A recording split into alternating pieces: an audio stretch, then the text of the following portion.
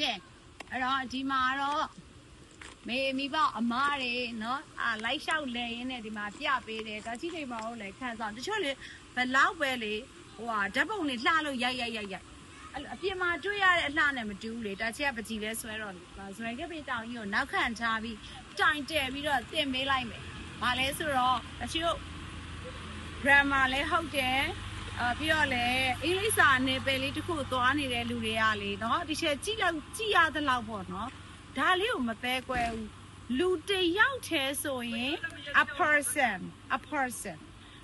လူပုဂ္ဂိုလ်တယောက်တည်းဆိုရင် a person လူပုဂ္ဂိုလ်2ယောက်ဖြစ်သွားပြီဆိုတော့မှတာချီတော့ people ဆိုပြီးသုံးတယ်အဲ့ဒီ people မှာ s ထည့်စရာမလိုဘူးလေဒါကိုလည်းတာချီတို့ကသတိထားရမယ်ပြီးတော့ပပလေးတို့ကခလေးလေးတယောက်တည်းဆိုရင် a child ခလေးလေးတယောက်တည်းဆိုရင် a child ခလေးတွေများသွားရင် children မ en နဲ့ဆုံးတယ်နော်ဥပမာဆိုရင် people ဆို s ထည့်စရာမလိုဘူးဒီကောင်လေးခလေးဆိုလဲခလေးတွေများသွားရင်ချက်ဆိုချက်ကြောင်းသားတွေကို chipan children အဲ့လိုဆိုပြီးချစ်လို့စတာပေါ့လေနော်အဲ့တော့ en ထည့်အဲ့လိုမျိုးပဲပပလေးတို့ကနွားကြီးတကောင်ပေါ့နော်အဲ့ဆို an ox ဆိုပြီးတော့တချို့တို့ပြောရကွာ an ox ပေါ့နော်အဲ့တော့နွားထီးတွေဆို an ox နွားထီးများဆိုရင် oxen သူလည်း s ထည့်စရာမလိုဘူးအဲ့တော့တစ်ချက်ပါလေးသင်မင်းနေရလဲဆိုတော့ကျတို့တော့ဆိုငယ်တော့ဆိုအများဆိုရင် s ထည့်အများဆိုရင် s ထည့်အဲ့လိုပြောတဲ့အချိန်တည်းမှာဒါပေမဲ့တကယ်အင်္ဂလိပ်စာ grammar လေးတွေလုပ်တဲ့အခါကျရင်ဒါလေးတွေကနည်းနည်း skill ထဲမှာပါတယ်ပေါ့နော်အဲ့တော့ဘာလို့ဗာလဲကြွက်ကလေးတစ်ကောင်ဆိုရင်လေ a mouse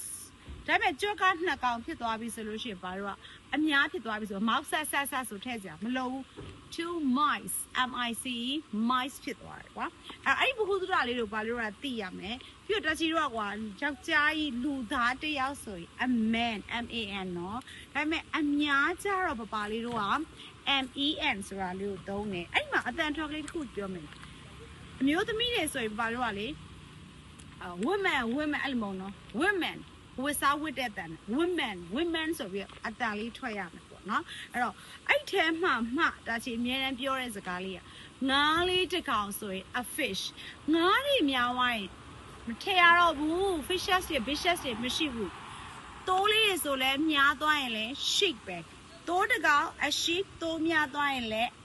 sheep ပဲအထက်စရာမလိုဘူးနော်တိုး9ကောင်ဆိုရင်5 sheep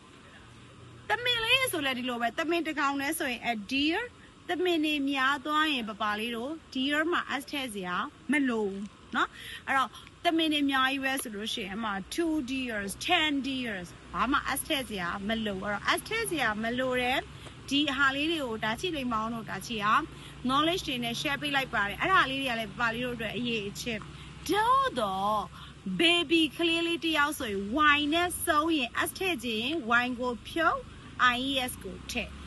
တည့်ရဓာတ်တစ်ချောင်း KNI FE knife ဆိုရင် F ကိုဖြုတ် VES ကိုထည့်အဲ့ဟာလေးလည်းပါရီတော့အမြဲတမ်းမှတ်ထားပေးရမယ်နော်ကဲဒါလေးမှတ်ထားပါ I love you all